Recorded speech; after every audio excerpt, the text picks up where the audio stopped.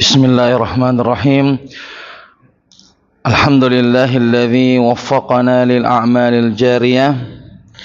Alhamdulillahilladzi ja'ala syahra ramadhana sayyidash syuhur wa dha'afa fihi al hasanati wal ujur. Arsalan nabiyya sallallahu alaihi wasallam bil huda wan nur wa ala alihi wa ashabihi wa man tabi'ahum bi ihsanin ila yaumin nusyur, amma ba'd. Hadirin dan hadirat, bapak-bapak dan ibu-ibu kaum muslimin yang sama-sama berbahagia, alhamdulillah di subuh hari yang berbahagia ini, pada hari Ahad tanggal 2 dari bulan suci Ramadan tahun 1446 Hijriah, dengan izin Allah subhanahu wa ta'ala dan taufiknya, kita bisa hadir untuk duduk bersama di salah satu rumah dari rumah-rumah Allah subhanahu wa ta'ala yang maha mulia. Kita berada di masjid ini, kita beriktikaf untuk sama-sama berdiam di masjid yang merupakan keutamaan yang luar biasa. Disebutkan dalam hadis yang sahih yang diriwayatkan oleh Imam Bukhari dan Imam Muslim, bahwasanya Rasulullah sallallahu alaihi wasallam bersabda, wal malaikatu tusalli ahadikum, para malaikat senantiasa bersalawat kepada kita semua, madama fi musalla, selama dia berada di tempat salatnya yang dia tempati salat tadi, malam yuhditsu, selama dia tidak batal wudunya, taqulu, malaikat berdoa untuk dia, Allahumma gfir lahu, ya Allah ampunilah dosa-dosanya, Allahumma arhamhu, ya Allah sayangilah dia. Jadi doa malaikat terus kepada orang-orang yang senantiasa beriktikaf di masjid dan selama wudunya tidak batal. Kalau dia berada di masjid selama wudunya tidak batal, maka malaikat terus mendoakannya dengan mengatakan, ya Allah ampunilah dosa-dosanya, ya Allah sayangilah hamba tersebut. Apatah lagi kalau hamba itu tidak hanya sekedar duduk saja, tetapi dia mengisi dengan kebaikan, dia mengisi dengan majelis-majelis ilmu. Tentunya ini hal yang baik untuk kita kerjakan. Bahkan jamaah sekalian, kita harus targetkan untuk ba'da subuh sampai syuruk itu kita di masjid. Ya, kita targetkan bahwa setelah sholat subuh sampai syuruk itu asalnya, hukum asalnya kita di masjid. Kecuali kalau ada sesuatu yang darurat, baru kita pulang. Tetapi kalau tidak ada hal yang sangat-sangat terdesak, maka hukum asalnya kita berada beriktikaf di masjid Allah subhanahu wa ta'ala sampai menunggu waktu syuruk. Dan kita mengisinya dengan zikir kepada Allah, seperti mengikuti pengajian seperti ini, yaitu ilmu tentang Al-Quran. Jamaah sekalian yang sama-sama berbahagia, sebelum kita masuk pada pembahasan qawaid Qur'aniyah, kita akan menyebutkan muqaddimah yang berkaitan tentang adab-adab, adab-adab ketika berbuka puasa. Adab-adab ketika berbuka puasa. Mudah-mudahan jamaah bisa mengamalkan bagaimana tata cara berbuka puasa dengan baik dan sesuai dengan petunjuk dari Rasulullah sallallahu alaihi wasallam. Ada 5 urutan-urutan berbuka puasa yang sesuai dengan sunnah. Dan urutan-urutan ini tentunya itu mempunyai dampak, mempunyai pengaruh dalam bagaimana kita memulai buka puasa kita. Yang pertama dalam adab berbuka puasa adalah senantiasa kita berdoa menjelang berbuka puasa. Jadi sekitar 5 menit kita paling maksimal, sudah paling maksimal itu kita sudah ada di tempat kita berbuka puasa 5 menit sebelumnya. Kita berdoa sesuai dengan hajat kita masing-masing. Dan hendaknya kita berdoa kita memulai dengan urutan-urutan doa yang diajarkan oleh Rasulullah sallallahu alaihi wasallam. Yaitu yang pertama, kita berdoa dengan memuji Allah Subhanahu wa taala. Dan pujian Allah itu terwakili oleh surah Al-Fatihah. Ya, berdoa mulailah mengangkat tangan dengan membaca surah Al-Fatihah. Kemudian berikutnya yang kedua, bahwa kita diperintah untuk bersalawat kepada Rasulullah sallallahu alaihi wasallam.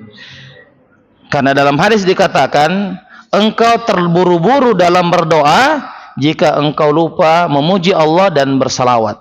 Ya, itu bisa dikatakan dia terburu-buru dalam berdoa. Jadi mulailah kita dengan Al-Fatihah, kemudian lanjut dengan salawat. Allahumma salli ala Muhammad wa ala ali Muhammad kama sallaita ala Ibrahim wa ala ali Ibrahim innaka Hamidum Majid wa barik ala Muhammad wa ala ali Muhammad kama barakta ala Ibrahim wa ala ali Ibrahim innaka Hamidum Majid. Kemudian yang ketiga, kita baru meminta kepada Allah Subhanahu wa taala, dan mulailah permintaan kita dengan hadis Nabi yang mengatakan, siapa yang memulai zikir ini sebelum dia berdoa, maka insyaallah doanya akan diijabah oleh Allah. Doanya akan diterima oleh Allah Subhanahu wa taala. Itu doa Nabi Yunus alaihissalam ketika ditelan oleh ikan paus. La ilaha illa anta subhanaka inni kuntu minadh dhalimin. Tiada Tuhan selain Engkau ya Allah. Subhanaka, maha suci Engkau ya Allah. Inni kuntu minadh dhalimin, saya termasuk orang-orang yang terzolimi. Saya termasuk orang-orang yang menzolimi. Itu yang ketiga. Kemudian yang keempat, kita membaca doa kedua orang tua sebagai hablum minan nas yang paling kuat. Setelah hablum minallah, maka tidak ada manusia yang paling berhak untuk kita kirimkan doa melebihi orang tua kita. Karena mereka lah yang berjasa dalam kehidupan kita. Dan perlu kita ketahui, kesuksesan dunia yang mungkin orang cerita tentang kita, itu tidak lepas daripada doa-doa yang orang tua kita titipkan untuk anak-anaknya. Maka sangat tidak pantas kalau seorang anak itu dia melupakan untuk selalu mendoakan kedua orang tuanya, karena kesuksesan dari doa-doa mereka. Kemudian yang kelima adalah membaca doa kebaikan dunia akhirat berdasarkan sabda istri Rasulullah sallallahu alaihi wasallam. Ibunda Aisyah mengatakan, doa yang paling sering yang diucapkan oleh Nabi adalah Rabbana atina fid dunya hasanah wa fil akhirati hasanah wa qina adzabannar. Maka kita berdoa dengan doa tadi, ya, sesuai dengan urutan-urutannya. Berdoa dimulai dengan surah Al-Fatihah, kemudian lanjut kita bersalawat kepada Nabi, kemudian setelah itu kita meminta sesuai dengan kebutuhan kita. Pakai bahasa Indonesia silakan, mau pakai bahasa daerah silakan, dan dimulai dengan zikirnya tadi Nabi Yunus alaihissalam. Kemudian yang keempat, membaca doa kedua orang tua, Rabbighfirli wali walidayya warhamhuma kama rabbayani shaghira. Dan yang kelima adalah kita membaca doa kebaikan dunia akhirat. Ini urutan yang pertama menjelang buka puasa. Jadi tolong ketika berbuka puasa tidak ada lagi sibuk di dapur, ya. Ibu-ibu tidak sibuk lagi di dapur. Ibu-ibu tidak sibuk di dapur, ya. 5 menit sebelum buka insyaallah tidak sibuk di dapur. Insyaallah tidak sibuk Ustaz karena makanannya dipesan. Nah, mau sibuk baru beli takjil. Itu sibuk kalau buat di rumah sendiri. Tapi kalau pesan, ya. Jadi itu yang pertama. Jadi tolong juga ya kepala rumah tangga, tolong kompak ini untuk fokus 5 menit terakhir, ya. 5 menit sebelum berbuka itu tolong kita sudah ada di tempat makan kita, ya. Yang kedua adalah ketika sudah masuk waktu, ya, maka kita berbuka, ya. Dan masuknya waktu ketika berbuka adalah dengan ditandai waktu, ya. Menjadi patokan adalah waktu berbuka, bukan azan, ya, bukan azan. Karena azan itu biasa muazzinnya kadang terlambat, kadang juga cepat, ya. Jadi menjadi patokan adalah waktu, ya. Sekarang jam berapa? Maghrib 18.20. 18.20 silakan berbuka puasa. Terdengar suara muazin atau tidak? Silakan, ya. Jadi sudah ditempel memang banyak. Kalau sudah 18.20, bismillah, itu sudah masuk waktu berbuka puasa. Kalau mengatakan masih terang, tenggelamnya matahari itu bukan tenggelam full. Kalau matahari sudah ada yang tenggelam sedikit, ya, ini misalnya ufuk, ya, ini sudah tenggelam sedikit, maka itu sudah waktu berbuka. Dan memang masih kelihatan agak terang, bukan menunggu matahari sempurna tenggelam. Ya, kalau sempurna tenggelam itu sudah malam, ya, sudah malam. Jadi kalau sudah ada yang tenggelam, ya, dan memang masih kelihatan terang, maka itu sudah waktu berbuka puasa sesuai dengan waktu yang dijadwalkan, ya, sesuai dengan pergerakan matahari, ya. Jadi begitu ketika kita berbuka puasa. Bukan menjadi patokan adalah muazin, apalagi kalau bertanya muazin yang mana diikuti, muazin masjid terdekat atau masjid jauh, ya. Kalau buka puasa mengikuti muazin yang cepat, kalau sahur mengikuti muazin yang lambat. Di musalama belum piazan, masya Allah, sudah bisa makan, ya. Nah, ini keliru tentunya. Makanya ikuti jadwal, Barakallahu fiik. Kalau azan, kalau sahur atau imsak jam berapa? Azan subuh jam 4.51. Tapi ingat ya, ini setiap hari itu bertambah 1 menit, ya. Itu diikuti saja jadwalnya, ya. Kita tempel, ya, untuk bisa mengikuti jadwal. Nah, ketika masuk waktu, maka kita mulai dengan bismillah. Kemudian memulai dengan kurma basah. Kalau ada kurma di situ, ada beberapa jenis, ada kurma kering, karena kurma basah maka mulai dengan rutop, yaitu kurma basah. Dan mengambil kurmanya itu disebutkan dalam hadis, ini kita mau betul-betul sesuai sunnah, ya, adalah mengambil dengan jari telunjuk dan jari tengah. Kita ambil itu kurma, kita mengambil seperti ini, kemudian kita makan, kemudian bijinya dikeluarkan dan disimpan di antara jari telunjuk dan jari tengah, kemudian kita simpan seperti itu. Ambil, makan, kemudian simpan. Ambil, makan, kemudian simpan. Itu sesuai dengan sunnah. Agar kenapa tidak mengambil dengan cara biasa seperti ini? Ini cara mainstream, ya, yang banyak dikerjakan. Ini karena kalau dia makan, air liurnya nanti mengikut, kemudian dia menyebarkan air liur ke teman-temannya yang sama-sama berbuka puasa, ya. Jadi seperti ini dibiasakan. Dan jangan pernah ada yang mengatakan meremehkan sunnah. Itu hanya sunnah, itu tidak penting, yang paling penting adalah sholat tahajud. Oh tidak, yang namanya petunjuk Nabi semua penting. Yang namanya petunjuk Nabi semuanya penting, karena itu wahyu dari Allah Subhanahu wa ta'ala. Jadi dari segi kebersihan juga sangat mendukung dengan cara Nabi tadi, ya. Tapi kalau sudah kurang, ya, apalagi kalau sudah bunyi-bunyi, ya, seperti itu baru diambil lagi, masya Allah, ini bisa menyebarkan corona, ya, corona versi baru. Nah, jadi mulai dengan kurma basah, kita bilang bismillah, ambil basah. Tidak kurma basah, kurma kering. Tidak ada kurma kering juga, maka minum air putih. Kita minum air putih, bismillah, kita minum air putih.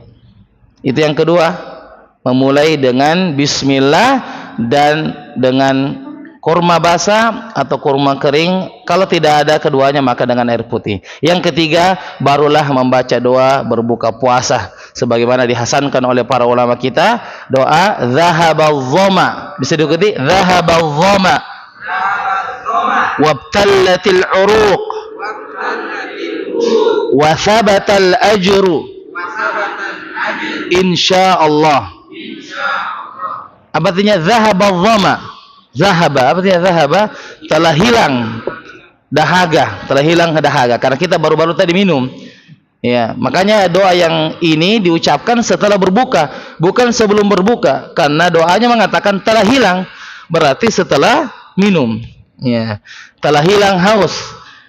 Ya, wabtallatil uruq, dan telah basah tenggorokan, telah basah tenggorokan. Wasabatal ajru insyaallah, tetapi pahala tetap diraih, tetap kita dapatkan di sisi Allah. Pergi haus, basah tenggorokan, tapi ingat ada yang tidak pergi, yaitu pahala puasa kita. Ya, itu adab yang ketiga. Kemudian yang keempat, ya, adalah makan secukupnya, ya, sambil menjawab azan. Nah, ini penting, ini catatannya. Ini penting untuk diingatkan, apalagi para penuntut ilmu, ya, apalagi yang sudah S2, bahwa makan itu sambil menjawab azan, ya, karena pasti sementara kita berbuka sembari mendengarkan azan maghrib. Jadi tolong jangan, ya, terlalu banyak cerita. Cerita boleh, tapi sambil mendengarkan azan. Apakah kita menjawab azan itu harus diam total atau boleh diselingi dengan bicara? Jawabannya boleh diselingi dengan bicara. Cuma kita pas azan Allahu Akbar, Allahu Akbar, Allahu Akbar, Allahu Akbar, kita jawab azan tersebut. Kalau ada ulama salaf yang memang dia punya amalan soleh seperti ini, ketika azan dia diam total, dia mau fokus untuk menjawab azan. Ada ulama seperti itu yang memang kalau sudah azan itu dia diam dan dia fokus untuk mendengarkan azan. Ya. Nah, kalau kita hukumnya boleh saja, tetapi tolong diperhatikan untuk menjawab azan. Bahkan kita ingatkan untuk saudara kita, jawab azan. Ya, jawab azan. Karena menjawab azan itu dikatakan dalam hadis, siapa yang menjawab azan seperti ucapannya muazzin, maka diberikan syafaat pada hari kiamat. Akan ditolong oleh Rasulullah SAW. Di hari tidak ada lagi yang menolong kita. Tidak ada bapak, tidak ada ibu, tidak ada bos. Yang menolong kita adalah hanyalah Allah Subhanahu wa taala dari syafaatnya Rasulullah sallallahu alaihi wasallam. Jadi catatannya tadi nomor 4, makan secukupnya sembari menjawab azan, ya, sembari menjawab azan. Secukupnya, ya, jangan terlalu berlebih-lebihan, nanti ada yang keluar. Nah, dan yang kelima adalah sholat maghrib tepat pada waktunya. Ya, ini penting. Ya, termasuk juga para, ya, orang-orang yang sering bukber, ya. Sudah banyak sekarang jadwal-jadwal bukber. Ada bukber alumni TK, ada bukber alumni SD, ada bukber alumni SMP, ada bukber alumni SMP, SMA, ada bukber kantor, ada bukber teman kerja, ada bukber arisan, ada bukber komunitas, semuanya isi bukber. Tetapi menjadi masalah di sini adalah sholat maghribnya tidak tepat waktu, baik laki-laki maupun perempuan. Bukan berarti perempuan karena tidak sholatnya di masjid, ya, seenaknya untuk mengundur waktu, itu tidak boleh. Kita kan tidak sholat di masjid, tidak berjamaah dengan imam, kita boleh undur 15 menit, 20 menit, baca dulu status, baca dulu IG. Oh tidak, dia tetap sholat tepat waktu, laki-laki maupun wanita. Maka sholat tepat waktu di waktu maghrib, ya, adalah salah satu bentuk, ya, memuliakan bulan suci Ramadan. Bahkan sholat tepat waktu itu telah disebutkan di dalam Al-Quran, inna salata kanat alal mu'minina kitaban mawquta. Sesungguhnya sholat itu telah ditetapkan waktu-waktunya, maka jangan diundur. Terutama yang bukber tafadhol, silahkan, tetapi ingat waktunya. Kadang biasa bukber maghrib lewat, isya juga lewat, taraweh juga lewat, itu biasa orang yang acara bukber. Makanya harus diingatkan kepada saudara-saudara kita, karena kalau dunia sudah dilihat, biasanya sudah lupa akhirat. Jamaah sekalian, bukankah makanan itu simbol dunia? Ya kan? Makanan itu simbol dunia. Kadang kita kalau sudah lihat dunia, kita sudah lupa akhirat. Sebenarnya kita sudah berhenti, tapi baru-baru datang jalan kote panas, jalan kote pelah. Ya, maka tadinya kita mau mundur, lanjut lagi. Ya, jadi kadang memang dunia ini bisa membutakan kita. Jadi ini 5 adab berdoa, 5 adab-adab dalam berbuka puasa yang mudah-mudahan bisa bermanfaat, ya. Dan mudah-mudahan Anda bisa potong videonya, ya, dan di-share. Ya, bahwa beginilah bagaimana kita berbuka puasa sesuai dengan sunnah Rasulullah sallallahu alaihi wasallam. Baik jemaah sekalian yang sama-sama berbahagia. Pada pertemuan kita yang terakhir telah kita sebutkan sebahagian dari pembahasan kaidah yang ke-13. Di mana kaidah yang ke-13 ini diambil dari firman Allah Subhanahu wa taala dalam surah An-Nisa ayat ke-11. Ba'da a'udzu billahi minasyaitonir rajim. Aba'ukum wa abna'ukum. Nah.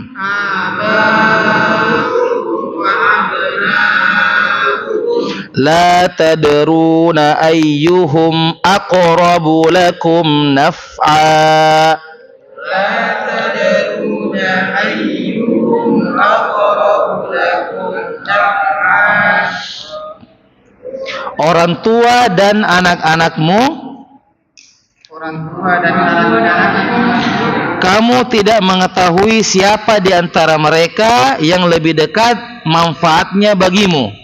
Kamu tidak mengetahui siapa di antara mereka yang lebih dekat manfaatnya bagimu. Baik, jadi kita berusaha dalam KRS, kajian rutin subuh ini, kita berusaha untuk menghafalkan kaidahnya. Ya, menghafalkan kaidahnya. Kita akan muroja ya dari awal seperti tadi. Ya, bahwa kita berusaha untuk menghafalkan kaidah-kaidah ini, ya, ayat suci Al-Qur'annya dan juga terjemahannya. Siap insyaallah?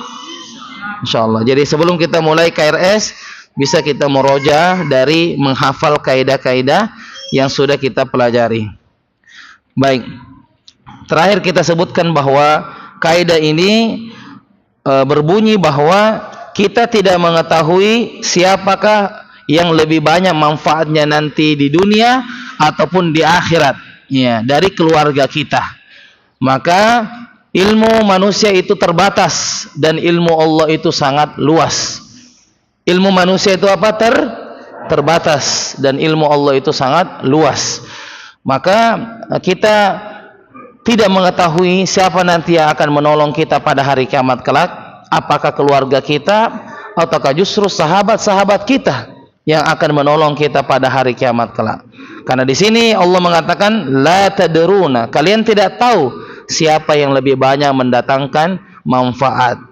Sebagaimana telah disebutkan kemarin juga bahwa sebagian dari kaum jahiliyah berpendapat dengan lahirnya anak perempuan itu mendapatkan malapetaka, mendapatkan musibah. Tetapi seyogianya bahwa apa yang Allah rezekikan kepada kita itulah yang terbaik. Anak perempuan yang ada, anak laki-laki ada, maka itulah yang terbaik di sisi Allah Subhanahu wa taala. Ada seorang yang menginginkan misalnya punya anak 5 dan semuanya laki-laki. Tapi ternyata yang ada 5 anaknya semua perempuan. Berarti itulah yang terbaik bagi Allah, bagi kita dan apa yang Allah takdirkan. Makanya dalam berdoa para jamaah sekalian, itu tidak kita berdoa dengan mengatakan ya Allah tolong berikan saya rezeki berupa misalnya mau saya kerja di tempat ini, tempat B, tempat C. Tetapi yang berdoa yang benar adalah ya Allah berikanlah yang terbaik untuk saya. Berikanlah yang terbaik untuk saya. Jangan kita memilihkan takdir itu untuk kita. Itu tugasnya Allah. Dan jangan mengambil tugas Allah. Tugas Allah itu memilihkan hambanya yang terbaik. Dan kita tidak perlu untuk berdoa dengan mengatakan ya Allah saya mau ini, saya mau itu. Tidak. Kita mengatakan ya Allah jika itu yang terbaik dekatkan saya. Ya Allah saya mau buka usaha baru, saya mau buka cabang baru. Kalau cabang baru ini mendekatkan saya kepadamu, maka mudahkan ya Allah. Tapi kalau saya buka cabang ini justru memberatkan saya pada hari kiamat, justru menjadi mimpi buruk bagi saya di hari kiamat, maka jauhkanlah saya dari pekerjaan ini. Seperti itu, ya. Kita mau buka usaha, tolong ikatkan kepada Allah Subhanahu wa taala. Baik jamaah sekalian yang sama-sama berbahagia, insyaallah kita akan lanjut pembahasan kita pada majelis yang mulia ini. Wahada majlisu asani min kitab Qawaidu Qur'aniyah khamsuna qa'idatan fin nafsi wal hayat. Al-muallifu Asy-Syaikh Umar bin Abdillahil Muqbil hafizahullahu taala. Bismillahirrahmanirrahim. Alhamdulillahilladzi waffaqana lil a'malil jariyah. Wassalatu wassalamu wal barakatuh ala khairil bariyah nabiyyina Muhammadin wa ala alihi wa ashabihi wal dzurriyyah. Allahumma ighfir lana ya Allah, ampunilah kami, wali ustadzina dan guru kami, wali hadirina dan yang hadir di majelis ini, wali muslimina ajma'in dan seluruh kaum muslimin. Qala al-mu'allif hafizahullah ta'ala, berkata penulis semoga Allah subhanahu wa ta'ala menjaganya di dalam kitabnya Qawaidul Qur'aniyah. Ma'asyatikum hafizakumullah ta'ala, bersama dengan penjelasan engkau semoga Allah subhanahu wa ta'ala menjagamu. Amin ya rabbal alamin. Amin. Bagi orang tua yang dianugerahkan anak-anak perempuan, hendaknya merenungi keterangan hadis Rasulullah tentang keutamaan orang-orang yang memelihara, mendidik dan merawat anak-anak perempuan hingga mereka dewasa. Kepada orang tua yang menggerutu dengan keberadaan anak-anak perempuan, maka dikatakan kepada mereka, apakah dengan Anda keberatan dan terus menggerutu bahwa anak perempuan itu akan tergantikan dengan anak laki-laki? Memang benar mayoritas manusia menyukai jika anaknya lahir dengan jenis kelamin laki-laki. Namun seorang mukmin memiliki sudut pandang yang berbeda dengan umat lain. Kelahiran seorang anak perempuan dinilai sebagai ibadah, sabar dan ridho menerima takdir Allah. Bahkan kehadiran mereka akan menjadikan seorang pandai bersyukur, sebab Allah lebih mengetahui bahwa pilihannya jauh lebih baik dari pilihan manusia.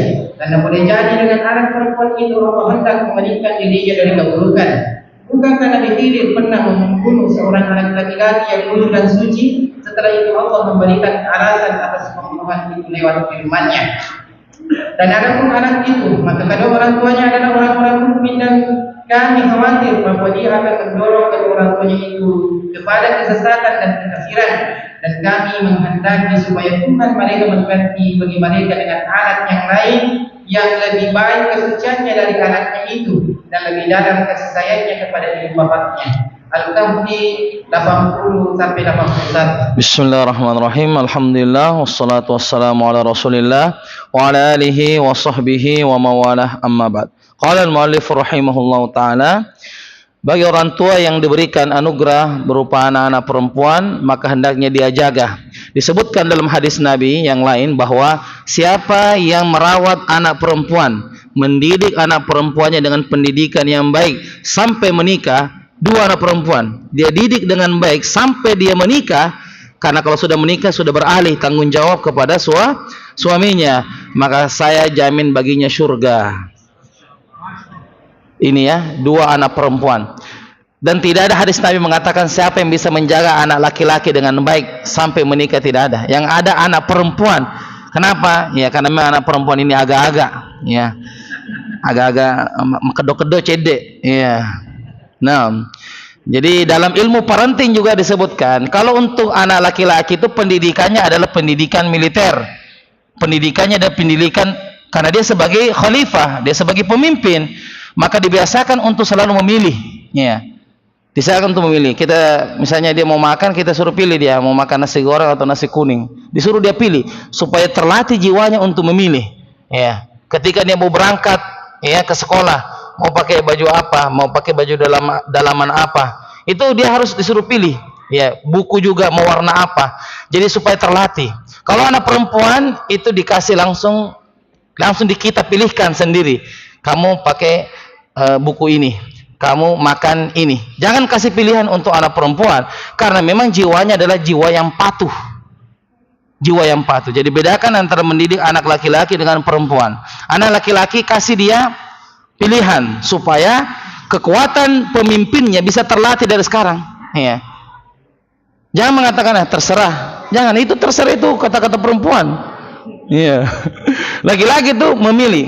Kalau dia lama, suruh dia pilih. Biar lama dia berpikir dulu yang mana yang cocok ini, warna apa. Dia harus pilih.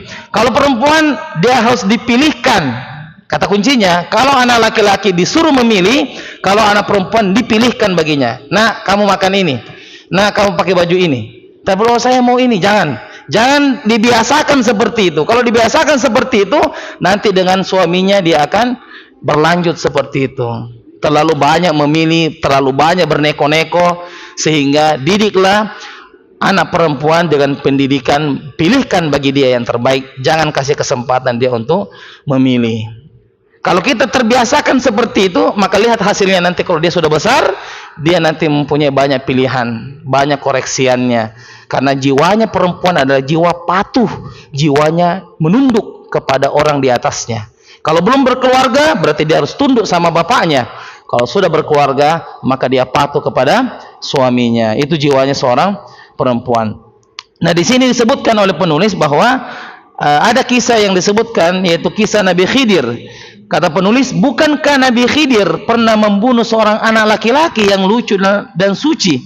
Setelah itu Allah memberikan alasan atas pembunuhan itu. Jadi dalam surah Al-Kahfi, ya, insya Allah nanti kalau kita dapat juz, ya, di 15 surah Al-Kahfi kita akan baca artinya. Bagaimana kisah di surah Al-Kahfi itu?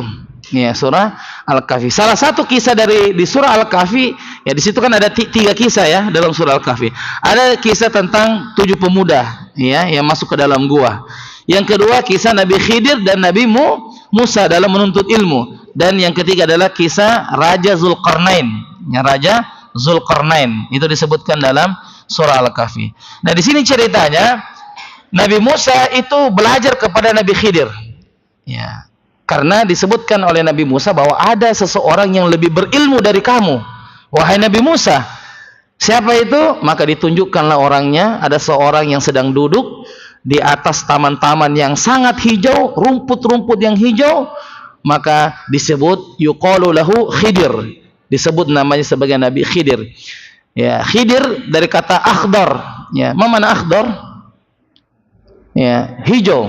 Ya, sudah kita pelajari ya di durusul lughah, akhdar itu artinya hijau. Jadi Nabi Khidir disebut dengan Khidir karena pada saat itu Nabi Musa melihat Nabi Khidir sedang duduk di atas taman-taman yang sangat hijau. Ya. Kemudian berjalanlah, ya, Nabi Musa datang kepada Nabi Khidir. Nabi Musa memberi salam kepada Nabi Khidir. Kemudian Nabi Musa mengatakan, wahai engkau, saya disuruh oleh Allah untuk belajar kepadamu, karena engkau lebih berilmu daripada saya. Maka Nabi Khidir menjawab daripada keinginan Nabi Musa dengan syarat bahwa boleh kamu belajar dengan saya, dengan syarat kamu tidak boleh bertanya. Apa yang kau lihat nanti, tolong jangan bertanya. Nanti saya akan jelaskan di akhir. Ya, dan ini juga menunjukkan bahwasanya bolehnya seorang guru memberi syarat kepada murid kalau dia mau belajar. Ya, syaratnya adalah tidak boleh goib, misalnya. Syaratnya harus bawa buku, misalnya. Nah, nyambung kajian kita ini kalau tidak buku, melayang-layang kita punya pikiran. Ya, jadi boleh memberikan syarat. Maka Nabi Musa mengiyakan syaratnya. Berjalanlah dua nabi yang mulia ini. Maka ketika berjalan, Nabi Khidir melihat ada sekelompok anak-anak yang sedang bermain. Ya. Pada saat itu bukan main kelereng, ya, karena tidak ada kelereng waktu itu, bukan juga main HP. Ya, intinya bermain, ya, bermain dengan anak-anak yang lain. Kemudian Nabi Khidir mengambil dari satu anak yang sedang bermain. Satu diambil, kemudian diputar kepalanya. Ya, caranya itu seperti ini, diputar kepalanya sampai menghadap terbalik. Ya, diputar kepalanya sampai menghadap terbalik. Kira-kira apa komentarnya Nabi Musa yang melihat itu? Ya, bagaimana kalau kita sama Pak Kiai, ya, sama Kiai, siapa Pak Kiai, sama-sama kita jalan, tiba-tiba Pak Kiai parkir motor, kemudian dia tinju anak sampai meninggal, itu kan kita, apa Pak Kiai ini? Ya, maka seperti itu juga perasaannya Nabi Musa. Kenapa tiba-tiba ini anak-anak tidak ada salahnya, dia tidak mencela, misalnya dia tidak bilang apa-apa, dia nama bijak misalnya, ya, dia main-main saja, kemudian diambil, kemudian diputar kepalanya, kemudian ya Nabi Musa spontan mengatakan, ada apa Kenapa Nabi Khidir kamu kerjakan itu? Nabi Khidir bilang, itu kamu melanggar syarat. Tadi saya bilang, apapun yang terjadi jangan bertanya. Kamu melanggar syarat. Ya, maka singkat cerita, setelah selesai perjalanannya Nabi Musa dan Nabi Khidir, maka Nabi Khidir cerita bahwasanya apa yang terjadi sebenarnya. Kenapa saya lakukan tadi? Ini jawabannya. Bisa dilihat ini di surah Al-Kahfi ayat ke-80 sampai ayat ke-81. Wa ammal gulamu, adapun anak itu, maksudnya anak yang dibunuh itu, maka kedua orang tuanya adalah orang-orang yang mukmin. Dan kami khawatir bahwa dia akan mendorong kedua orang tuanya kepada kesesatan dan kekafiran. Jadi ini anak punya orang tua yang beriman kepada Allah. Nah, ketika anak ini diprediksikan, karena ini kan ilham dari Allah, ini wahyu dari Allah, perintah dari Allah untuk membunuh itu anak. Karena kalau sudah dewasa, ini anak menjadi anak yang durhaka, sehingga orang tuanya juga ditarik untuk masuk ke dalam kesyirikan, diajak untuk melakukan kekafiran. Maka itu sebelum terjadi masa itu, sebelum anak ini dewasa, maka disuruh untuk dibunuh oleh Allah Subhanahu wa ta'ala. Coba, kelihatannya negatif, di pandangannya Nabi Musa ini negatif, ini buruk, tapi ternyata ada di balik layar Allah menginginkan kebaikan untuk hambanya. Jadi kalau meninggal dunia itu anak, maka masuk ke dalam surga. Tapi kalau dewasa, dibiarkan dewasa, kemudian dia durhaka kepada orang tuanya, bahkan ditarik untuk melakukan kesyirikan, maka anak itu tidak jadi masuk surga. Ya, ini luar biasa ini, apa yang Allah takdirkan kepada kita, sesuai dengan apa yang Allah hendaki. Nabi Ibrahim ketika ingin menyembelih Nabi Ismail dalam mimpi, dan mimpi bagi para nabi itu adalah wahyu. Ya, kalau para nabi bermimpi berarti itu perintah, wahyu dari Allah. Maka kelihatannya ini adalah buruk. Nabi Ismail yang sudah ditunggu lama oleh bapaknya Nabi Ibrahim, di usia, kata Imam Al-Farra, 12 tahun, di usia anak yang sudah bisa disuruh-suruh. Dan itu kebahagiaan seorang bapak ketika anaknya sudah bisa membantu pekerjaan bapaknya, kebahagiaan seorang ayah ketika anak laki-lakinya sudah bisa membantu pekerjaan orang tuanya. Tetapi ternyata disuruh untuk disembelih.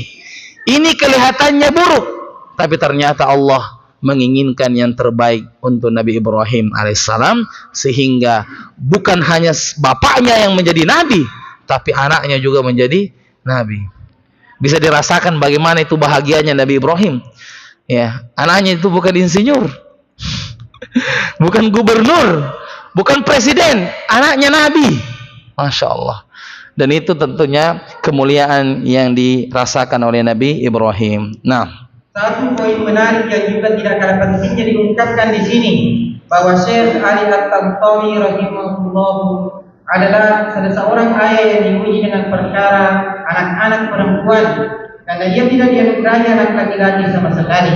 Meski begitu, ia pernah menulis sebuah makalah yang sangat menarik tentang keistimewaan memiliki anak perempuan, yang jika dibaca maka setiap orang tua berharap bermimpi agar ia hanya diberi anak perempuan. Baik, Syekh Ali At-Tantawi rahimahullah ta'ala, salah seorang ulama di Mesir, ya. Beliau itu dikaruniai anak perempuan semua, tidak ada anak laki-lakinya. Kemudian Syekh Ali At-Tantawi itu membuat sebuah makalah, membuat sebuah karya tentang keutamaan memiliki anak perempuan, bagaimana yang didapatkan oleh seorang orang tua jika memiliki anak perempuan. Sehingga kata penulis mengatakan, jikalau dibaca ini buku, maka setiap orang tua berharap, bahkan bermimpi agar ia hanya diberi anak perempuan saja. Ya, Masya Allah. Ya, mudah-mudahan kita bisa dapat nanti ini bukunya Syekh Ali At-Tantawi tentang bagaimana keutamaan memiliki anak perempuan, sampai orang yang membacanya itu ya bermimpi dan berharap untuk anaknya semua perempuan saja, saking ya pentingnya atau keutamaannya. Nah, ayat di atas di samping menjadi hiburan dan rehat bagi orang tua yang diuji dengan anak perempuan, tapi juga menjadi hiburan bagi para orang tua yang diuji dengan anak-anak nakal atau durhaka, baik durhaka pada pendengaran, penglihatan, akal maupun fisik. Firman Allah berikut ini sangat baik untuk menjadi renungan. Boleh jadi kamu membenci sesuatu padahal ia amat baik bagimu, dan boleh jadi pula kamu menyukai sesuatu padahal ia amat buruk bagimu. Allah mengetahui dan kamu tidak mengetahui. Al-Baqarah 216. Juga dikatakan kepada mereka yang sedang bersedih, demi Allah, Dia tidak pernah mengetahui anak mana yang lebih banyak manfaat bagi kalian. Boleh jadi anak yang durhaka itu lebih bermanfaat baik di dunia maupun di akhirat kelak. Baik, jadi direnungkan juga firman Allah Subhanahu wa taala dalam surah Al-Baqarah ayat 216. Ya, dan ini masuk dalam kaidah keberapa? Kaidah kedua yang kita hafal. Wa asa an takrahu syai'an wa huwa khairul lakum. Artinya, boleh jadi yang kamu benci itu padahal ia amat baik bagimu. Wa asa an tuhibbu syai'an wa huwa syarrul lakum, dan boleh jadi apa yang kau sukai justru buruk bagimu. Wallahu ya'lamu wa antum la ta'lamun, dan Allah mengetahui dan kalian tidak mengetahui. Jadi ayat ini sangat jelas bahwa ilmu manusia itu terbatas dan ilmu itu Allah sangatlah luas. Ya, jadi ini ayat sangat menjadikan meyakini dalam hati kita bahwa takdir Allah itu selalu baik untuk hamba-hambanya. Nah, adapun di dunia, betapa banyak orang tua yang mengenal indahnya bermunajat kepada Allah karena sebab mereka mendapatkan anak durhaka. Mereka khusyuk berdoa meminta jalan keluar yang terbaik. Betapa keberadaan mereka telah mengajarkan kepada jiwa para orang tua tentang makna sabar yang sebenarnya, makna pertanggungjawaban, di mana pelajaran hidup seperti ini tidak diajarkan oleh sekolah dan perkuliahan manapun. Betapa banyak pelajaran yang bisa diambil dari kehadiran mereka. Baik, apakah ada manfaat memiliki anak durhaka? Ada atau tidak, Ibu? Ada atau tidak manfaat memiliki anak durhaka? Di paragraf ini, ya, bisa diperhatikan betapa banyak orang tua yang mengenal indahnya bermunajat, indahnya khusyuknya berdoa kepada Allah sebab mereka memiliki anak durhaka. Maksudnya seandainya anaknya itu soleh-soleh, mungkin tidak sekhusyuk itu dia berdoa kepada Allah, mungkin tidak sampai menetes air matanya. Tapi karena anaknya durhaka, dia semakin, masya Allah, semakin sering berdoa dan terbuka baginya pintu khusyuk. Terbuka baginya pintu khusyuk. Selain pintu khusyuk yang terbuka, ada juga pintu sabar. Iya, dan pintu sabar juga ini adalah pintu ibadah. Jangan siap bersyukur tapi tidak siap bersabar. Ya, ada orang itu siap bersyukur tapi tidak siap bersabar. Maka ternyata anak durhaka itu ada fungsinya, yaitu agar orang tuanya semakin khusyuk berdoa kepada Allah, menetes air matanya, dan juga terbuka baginya pintu sabar untuk mendidik anak ini dengan pendidikan yang baik.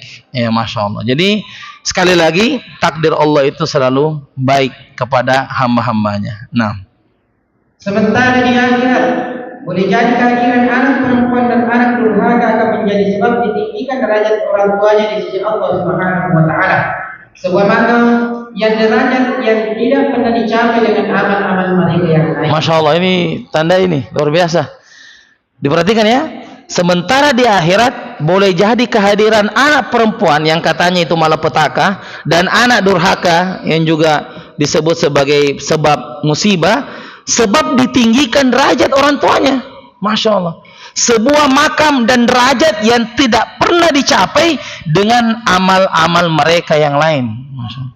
Jadi memang ada itu orang naik ke tingkatan surga bukan karena tahajudnya, bukan karena puasa sunnahnya, bukan karena sedekahnya, bukan karena umrohnya. Ternyata dari kesabarannya mendidik anak yang durhaka dan anak perempuan. Coba, tidak bisa dia naik dengan tahajud, tidak bisa. Ya, jadi memang itu tingkatan-tingkatan surga bisa naik bukan dengan amalan-amalan soleh yang sebagaimana biasa orang kerjakan, tetapi bisa dengan yang namanya kesabaran. Innama yuwaffas sabiruna ajrahum bighairi hisab.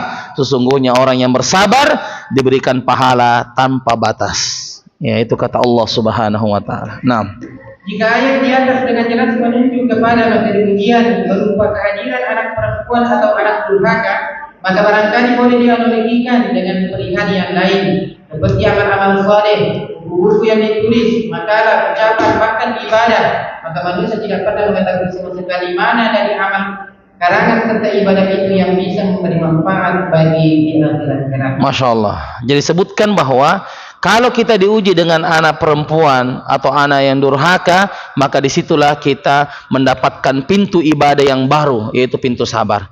Ya, mungkin di antara jamaah ada yang punya misalnya anak 5, tapi itu beda-beda itu karakternya. Ada yang soleh, ya, ada juga yang malas sholat, ada juga yang baik akhlaknya, beda-beda karakternya. Ya mudah-mudahan yang mungkin ya dia mungkin tidak sampai durhaka, cuma dia melalaikan kewajibannya kepada Allah. Misalnya dia tidak sholat, ya, dia durhaka kepada Allah.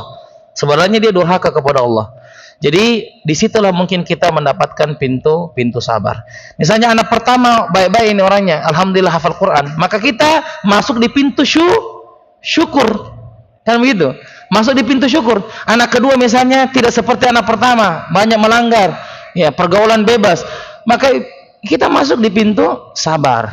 Masya Allah. Jadi luar biasa, dan dua-duanya adalah pintu ibadah. Apakah pintu ibadah hanyalah pintu syukur saja?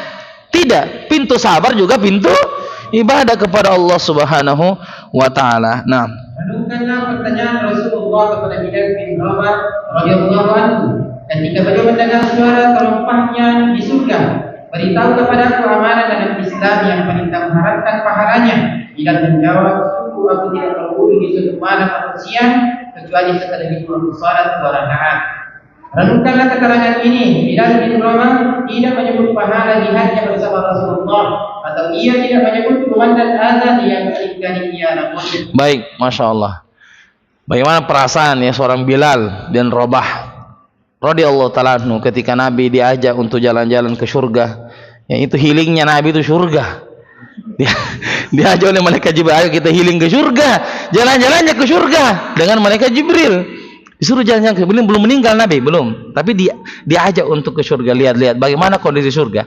Ketika jalan-jalan di surga, ya, mendengarkan ada suara sendal, ya, berjalan, suara terompahnya. Nabi bertanya, ya, karena Nabi tidak mengetahui ilmu gaib, ya, maka bertanya kepada malaikat Jibril, siapa terompah ini wahai Jibril? Kata Jibril, ketahuilah terompah ini adalah milik Bilal bin Rabah. Masya Allah, bagaimana itu senangnya Bilal bin Rabah. Ya, intinya kalau kita mungkin jalan-jalan misalnya disuruh masuk, ya, dibayarkan hotel bintang 5, ya mungkin hotel itu harganya 50 juta. Tapi sebelum kita masuk hotel, ada sendal teman kita di situ di depan. Wah, siapa sendal ini? Nah, ini hotel 50 juta, enggak mungkin kayaknya dia bisa bayarin hotel. Tapi ada sendalnya di situ. Nah, itu melebihi daripada kegembiraan Bilal bin Rabah. Nah, ketika sudah turun ke dunia, Nabi menceritakan kejadian yang dia alami, bahwa tadi malam saya diajak jalan-jalan ke surga oleh malaikat Jibril, dan ubasyirukum, saya memberimu kabar gembira wahai Bilal, bahwa terompahmu sudah ada di surga. Masya Allah. Kira-kira kalau terompahnya sudah di surga, kira-kira Bilal ini di mana tempatnya nanti di akhirat? Di neraka atau di surga? Masya Allah, dia kapling, ada sendalnya di situ. Nah, kapling memang nih. Dan kaplingannya ini Bilal tidak tahu. Istilahnya kan kalau kita mungkin tas kita sendiri yang bawa. Ini tidak, tas kita dibawa oleh orang, baru disimpan di situ. Bilang, tenang maki, ada tas tadi sana. Amami, Masya Allah. Itu Bilal.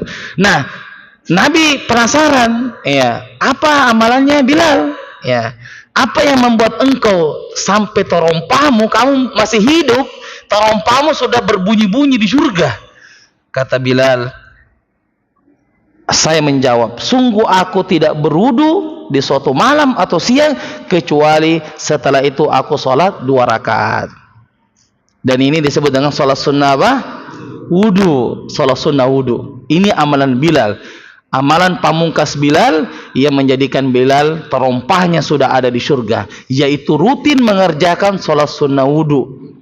Setiap wudu beliau langsung sholat 2 rakaat. Dan aturan sholat sunnah wudu ini adalah jedahnya tidak boleh terlalu panjang.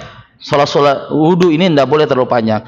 Dan ukurannya adalah jika air wudu itu sudah mengering, maka dia sudah lewat waktu sholat sunnah wudu. Jadi usahakan kalau sudah wudu itu kita langsung sholat sunnah.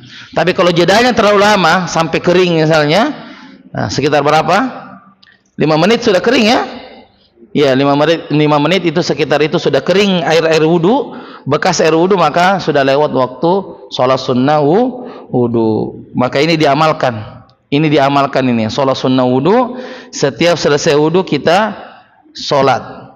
Tetapi apa kaitannya dengan kaidah kita ini? Apa hubungannya? Ada bisa kasih apa sinkronnya antara kaidah ke-13 dengan kisah Bilal bin Rabah?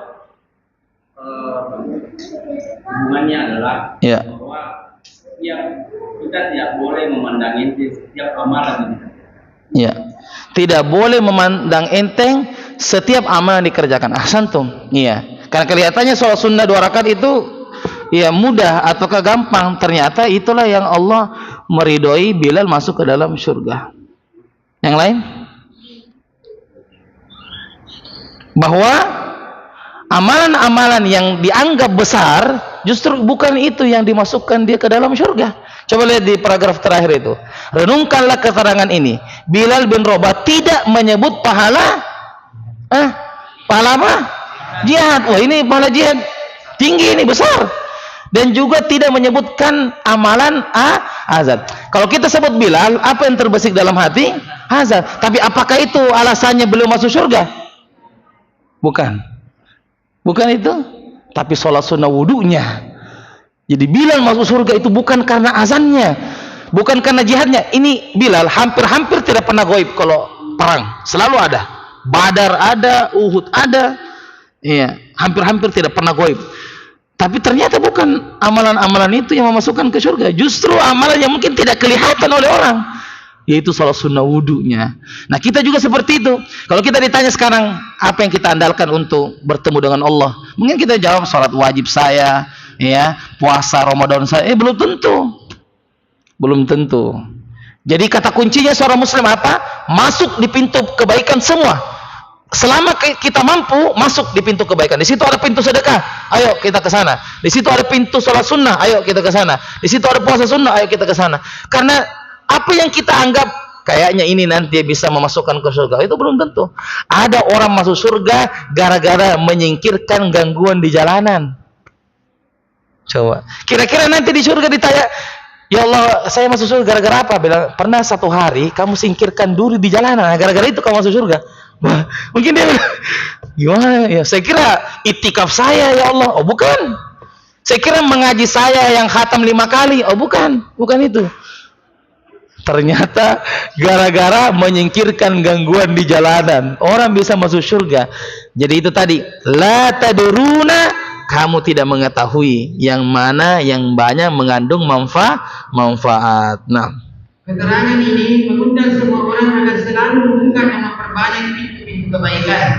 Sebab manusia tidak pernah mengetahui bagian amalnya yang mana yang telah menjadi penyebab dia meraih keridhaan Allah dan surganya. Baik, itu ditandai ya, ini quotes ini. Sebab manusia tidak pernah mengetahui bagian amalnya yang mana yang kelak menjadi penyebab ia meraih keridhaan Allah dan surganya. Nah, itu luar biasa ini. Ini kita tidak tahu dari amal yang soleh yang mana yang Allah pilih untuk kita masukkan ke surga. Maka itu jangan berpatokan pada satu. Kalau saya permantap saya mengajiku. Tidak.